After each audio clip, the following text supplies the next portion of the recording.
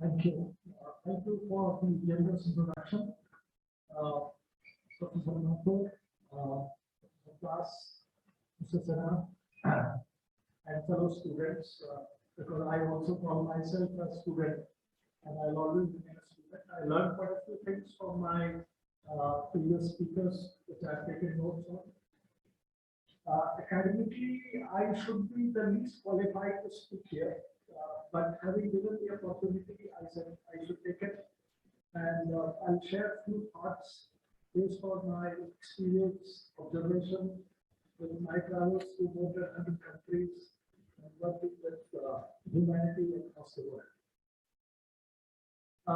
My talk, I'll stick to some very basics in life because I feel that they will act as the guide and pivot to all of us for the rest of our lives.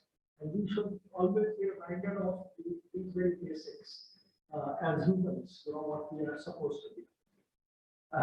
And I would begin by asking you all, essentially the students to the MBA program, that why have you chosen to do this program? What is the purpose behind it? I would say that maybe I'll try to answer for most of you that possibly you are looking at a well-paying career so that you can have the economic freedom, you can take care of your families, your loved ones, your communities. Primarily all of us, when I was young, and I also did a BGU, I think I had the same thought, But I think that today, all of you have this opportunity to think beyond, you have to think much beyond yourself, this is very important. And then I think what I understand, we have only one life. People may talk about afterlife, next life and all, but I think the present is the only life which we have. And it is very important for us to understand very basically what are we seeking from life. And I think that if we are mindful and if we are observant, we will see there is only one thing which we seek from life is happiness. Every human activity is guided towards seeking happiness. Somebody may call it satisfaction or whatever it is, but it is eventually happiness. I'm thirsty, I drink water. I'm hungry, I eat food. I get admitted here in BGU for MBA program, I'm happy. I pass, I get a job, I'm happy. Every single activity you think is towards seeking happiness. And having to realize that, what kind of happiness? If you hear me and go happy, or you had a good food or a good conversation, or you watched a movie, you are happy, or whatever it is, but what it is leading to, it is giving us a very short-term happiness. It is as we call it, as a momentary happiness. And what I'm telling you, this is nothing which I have done it. This is from a school happiness program. I'm trying to share with you all because that's how I learned it at this age. So are we only happy with momentary happiness, which gives us a short-term happiness, or we are seeking something more than momentary happiness? So the next level of happiness comes is, you are here, you will make friends, you will build relationship with your professors. So you have family, you will have friends, girlfriend, boyfriend, you will get married, you will have children.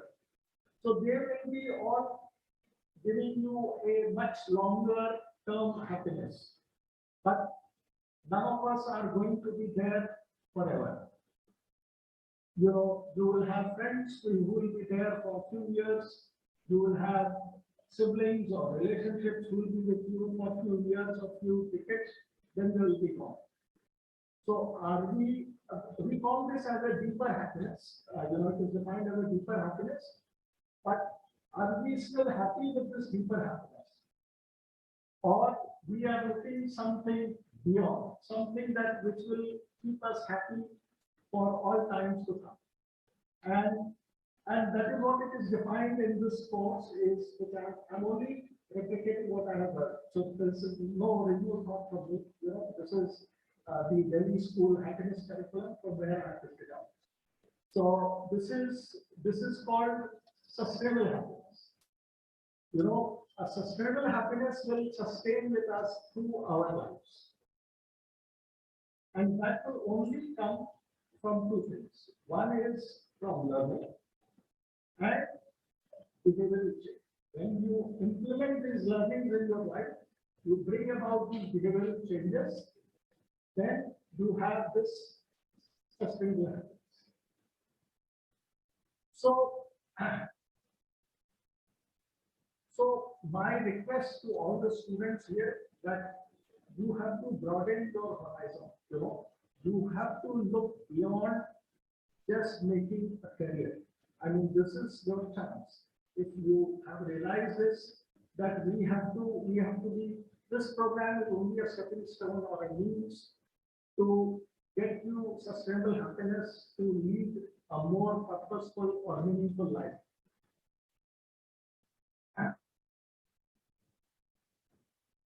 And if you become, mindful or conscious of this fact and take your education here and around, apply the learning, I think you are going to be happy throughout your life. Now coming to sustainable happiness and behavioral changes, it is also important to adjust our view to life a little bit. What is it about? And this adjustment will only come with mindful observation, conscious observation of things around us, because most of the time we are just taking things for granted, and that is how it is important for us to understand our significance, who we are. I mean, if we do go by some numbers, the world population is getting close to almost 8 billion people, and we have almost about 80 billion other living species on the planet, which are not human. And this planet is part of a cosmos, a galaxy where billions of planets like tiny Earth are there. The evolution of humanity on this planet has taken billions of years. And what is our lifespan? 60, 70, 80, 90, 100 years. So how insignificant we are. We need to have this realization that we are absolutely insignificant. And on the other hand, we also need to understand that we cannot exist without other living beings on this planet. Be it sunlight, be it air, be it water, be it animals, be it insects, be it fungi, be it bacteria. They all play a role in our life, in our being, our being. So we need to. We are all part of this big ecosystem called nature, and we need to respect. We need to respect all the stakeholders of this nature. That is one fundamental, principle we have to have in mind. Now, today, what is the biggest crisis this planet is facing? We are facing the climate change. I think everybody reads in the paper and they are full of climate change. And why the need for climate change? Obviously, we have lived this life disregarding the law of nature. We have not been mindful.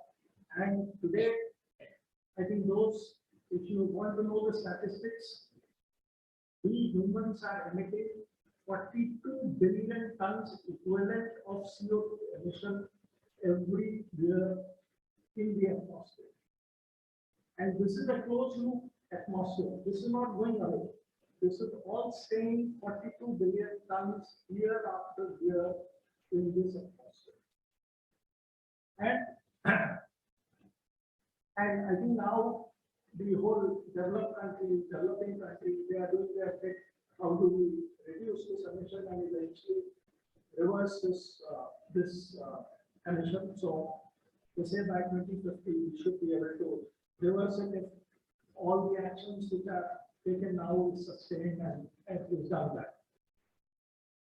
I think few days back there was a newspaper article saying that Indians have 5 years less life expectancy just because of their pollution alone, And we go and when we go to our villages or towns, the other kind of pollutions which we see, I don't know how they are impacting the life and quality of life. So, the point that I'm trying to drive is that we need to respect everything in and around us. Only by doing that, then only we can sustain, others will sustain. And this we need to be very mindful. And the other thing which I have experienced is to live a life of gratitude. We have to be grateful for everything what we have, whether pleasant or unpleasant. I have realized it now. You all can realize much of it and be benefited. I mean, here I would like to quote, when I'm into trouble also, I try to remind myself by the German philosopher Nietzsche. He said that if it does not destroy you, it makes you stronger, So take every situation in life with grace, with gratitude, and you will see that the life will become richer. You will be able to sail through life in a much better way than what it was before.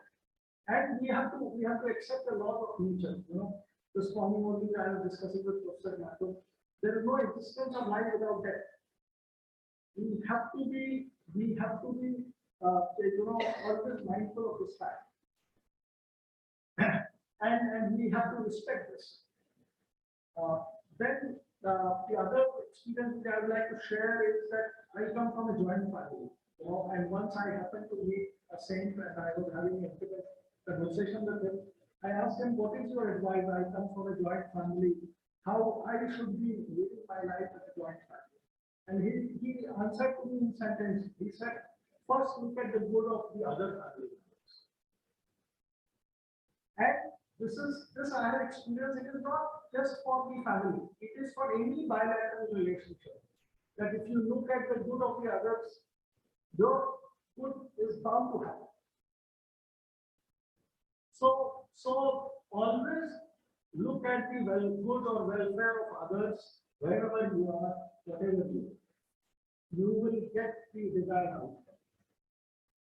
And then one thing which I have realized from my study for Vedanta, and which is in fact when I did my BGU, we had one semester, one course of logic. I don't know whether you are teaching logic here, sir, but I think you should, So it says that every cause has an effect and every effect has a cause. So we don't have to believe anything. You look around, this is the only principle which sustains the life on this planet. So always believe in, and in fact, those who follow religion or who have read, this is the core foundation, this is the foundation of Vedanta. Vedanta is the core of Sanatana Dharma, and you would be very proud of this heritage, that how scientific or logical was this religion. Professor Das spoke about Brahma, Vishnu, Mahesh, and they carry the significance, But eventually the core is this logic. So don't accept anything just like that. Always look at cause and action, cause and effect, and you will not go wrong. It will be much easier for you to understand. And then there are few, as a human, we are born as a human. There are certain basic traits of humanity. Unfortunately, we seem to be losing out. I don't want any of you to be losing those traits where we are supposed to be curious, we are supposed to be honest, we should be speaking for the truth, we should be hardworking, we have to be kind, we have to be respectful. Please, these things have to be always, they cannot be compromised. Be mindful of this, to be called a human. Unfortunately, we are losing out on that. but don't dilute these human traits.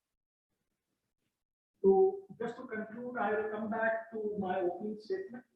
And I started with purpose and then went into the happiness. So we as human needs to ensure that we live a life of mindfulness or conscious living, preserve and practice all human traits, respect every living being, and lead a life of gratitude for what we have and what we are. See our own good in the good of others.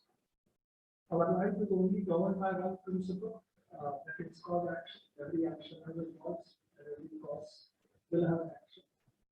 By embracing and practicing these, no matter which profession you follow, either be a doctor or a manager or a teacher, or a cleaner or someone, whosoever we are, we shall be able to attain a sustainable happiness, which will lead to ultimate state, which our scriptures, we talk so much about Gita, we talk about Karma, Bhakti, but they all lead to one thing, which is in mukti, freedom, whichever way.